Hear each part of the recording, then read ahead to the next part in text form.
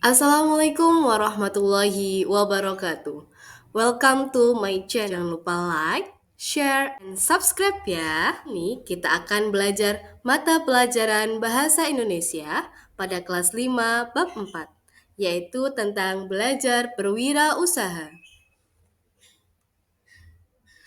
Sebelum kita belajar, perkenalkan, nama saya Atiatul Muharramah Fajarwati dari Program Studi Pendidikan Guru Madrasah Ibtidaiyah, Institut Agama Islam Tarbiyatut Tolabah Kranji. Saya melaksanakan praktek pengalaman lapangan di MI Ma'arif NU Sunan Derajat, Lamongan. Adapun capaian pembelajaran mata pelajaran Bahasa Indonesia kelas 5 atau pada fase C adalah peserta didik memiliki kemampuan berbahasa untuk berkomunikasi dan bernalar sesuai dengan tujuan dan konteks sosial.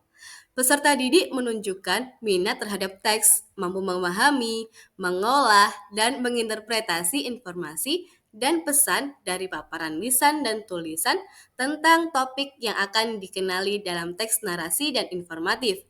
Selain itu juga, peserta didik diharapkan mampu menanggapi dan mempresentasikan informasi yang dipaparkan, berpartisipasi aktif dalam diskusi, menuliskan tanggapannya terhadap bacaan menggunakan pengalaman dan pengetahuannya, menulis teks untuk menyampaikan pengamatan dan pengalamannya dengan lebih terstruktur. Peserta didik memiliki kebiasaan membaca untuk hiburan, menambah pengetahuan dan keterampilan. Tujuan pembelajaran kita pada video kali ini adalah satu, peserta didik dapat memahami apa itu kewirausahaan. Yang kedua, peserta didik dapat mengetahui kata baru yang terdapat pada sebuah teks informasi dan mengetahui maknanya. Yang ketiga, peserta didik dapat bertukar pendapat tentang informasi yang didapat dalam teks informatif. Yang keempat, peserta didik dapat mempresentasikan hasil diskusi.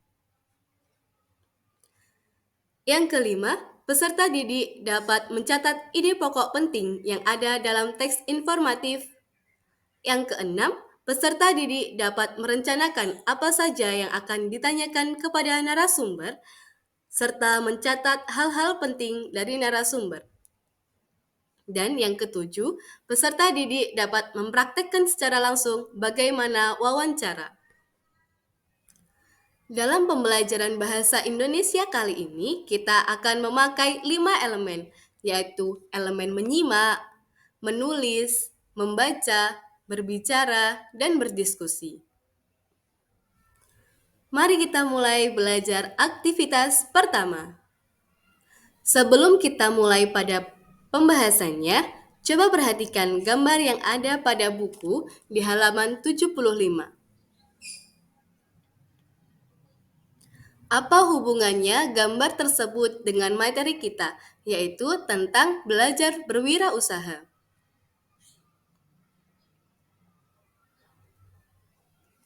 Ada yang sudah tahu apa hubungannya?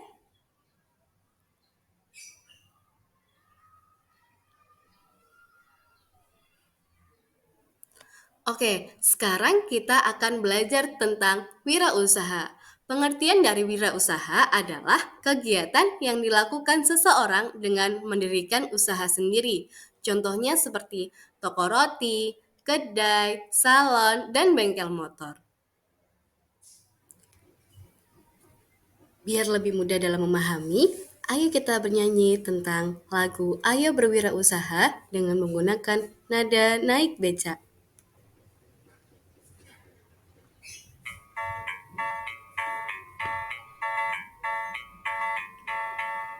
Ayo, ayolah kawan, mari kita belajar, mari kita kenali contoh berwirausaha.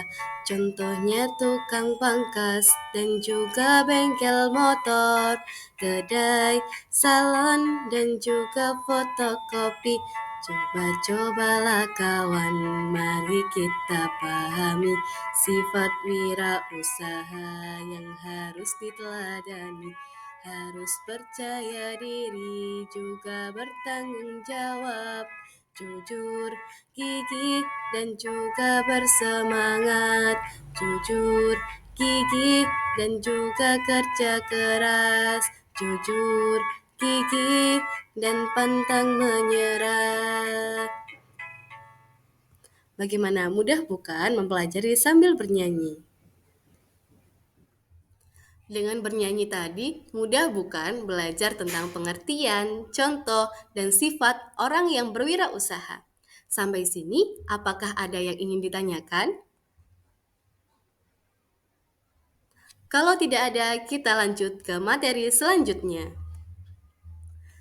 Sekarang dibaca teks informasi yang ada pada buku di halaman 78. Adakah kata baru yang kalian temukan pada teks informasi itu? Apa saja? Ya, kata baru yang ada pada teks tersebut adalah omset, yogurt, bisnis, kemasan, dan asongan. Kalian ada yang tahu apa itu semua? Oke, kita belajar. Omset adalah jumlah hasil uang penjualan. Kalau yogurt, yogurt adalah susu fermentasi berbentuk krim dengan rasa agak asam. Dan bisnis, bisnis adalah usaha dagang. Kemasan adalah bungkus dan asongan adalah barang yang dijual dengan cara dijajakan secara langsung ke pembeli. Tentang kata baru, apakah ada yang masih bingung atau ada yang ingin ditanyakan?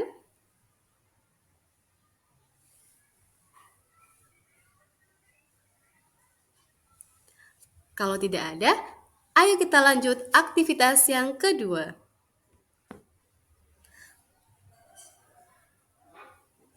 Aktivitas 2.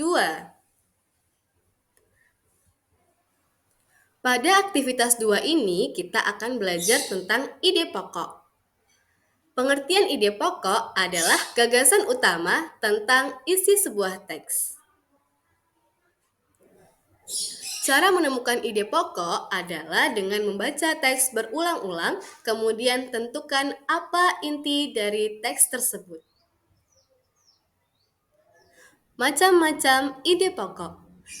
Ide pokok ada 3 macam, yaitu deduktif, induktif, dan campuran. Deduktif adalah ide pokok yang berada di awal paragraf, dan induktif adalah ide pokok yang berada di akhir paragraf. Dan yang terakhir adalah campuran. Campuran adalah ide pokok yang berada di awal dan akhir paragraf. Biar lebih mudah dalam mempelajari ide pokok, ayo kita bersama-sama menyanyikan lagu ide pokok dengan menggunakan nada dua mata saya.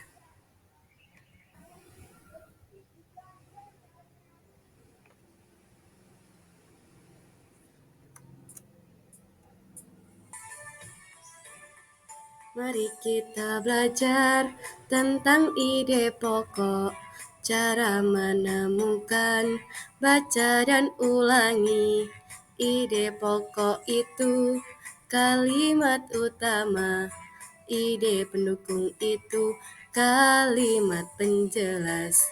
Macam ide pokok itu ada 3, deduktif di awal, induktif di akhir, di awal dan akhir, namanya campuran.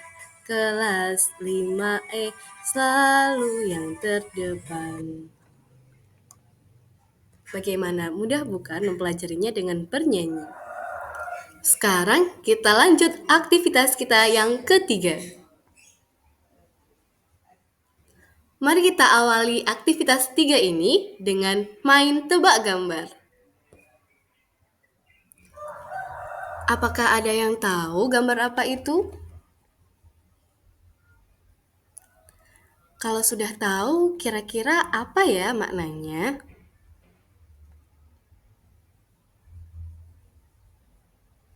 Ya, itu adalah gambar darah dan gambar warna biru.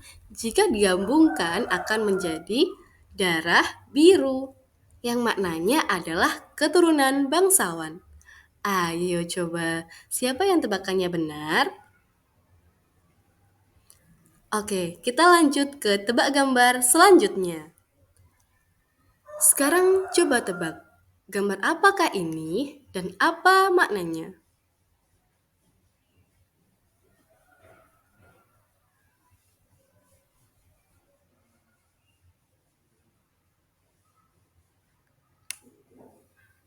Ya, itu adalah gambar orang yang beradu dan satunya adalah gambar mulut. Kalau digabungkan adalah beradu mulut, yang artinya berdebat. Oke, kita next. Tebak gambar selanjutnya. Sekarang tebak gambar yang terakhir nih. Coba tebak gambar apakah ini dan apa maknanya? Pasti sudah banyak yang tahu. Iya, gambar ini adalah gambar buah dan gambar hati kalau disatukan menjadi buah hati yang artinya anak. Siapa di sini yang benar semua? Sampai sini, apakah ada yang tahu kita akan belajar tentang apa? Iya, yang kita pelajari adalah tentang idiom. Idiom adalah gabungan dua kata yang membentuk makna baru. Seperti contohnya banting tulang yang maknanya pekerja keras, gulung tikar yang maknanya bangkrut, dan tangan panjang yang artinya suka mencuri. Sampai sini ada yang ingin ditanyakan?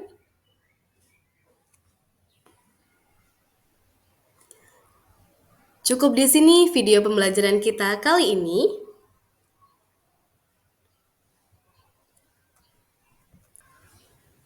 Sampai jumpa di video pembelajaran selanjutnya.